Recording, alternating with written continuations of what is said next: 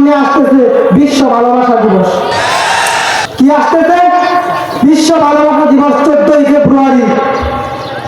সেটা কি রাসূলের আদর্শিত না রাসূলের আদর্শের বিরুদ্ধে? সেটা কখনোই বিশ্ব ভালোবাসা দিবস হতে পারে না। সেটা হচ্ছে বিশ্ব নষ্টা দিবস, বিশ্ব পতিতা দিবস, বিশ্ব ব্যায়াম দিবস। কিন্তু আজকে আমাদের যুব সমাজ পাগল পাড়া হয়ে সেই ভালোবাসা দিবসের দিকে ছুটে যাচ্ছে।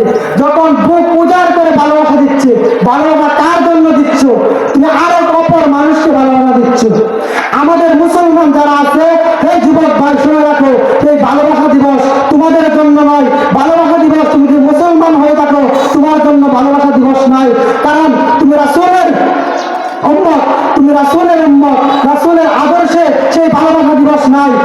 রাসূলের আদর্শে ভালোবাসা দিবস নাই, রাসূলের আদর্শে ভালোবাসা দিবস নাই। যদি ভালোবাসা দিবস তুমি অংশগ্রহণ করো, তবে রাসূলের সেটা বিরুদ্ধে গেল, রাসূলের সুন্নতের বিরুদ্ধে গেল, নিজের আমলের বিরুদ্ধে গেল, নিজের আখলাকের বিরুদ্ধে গেল। কিন্তু আজকে আমাদের যুব সমাজ সেই দিকেই ধাবিত হচ্ছে।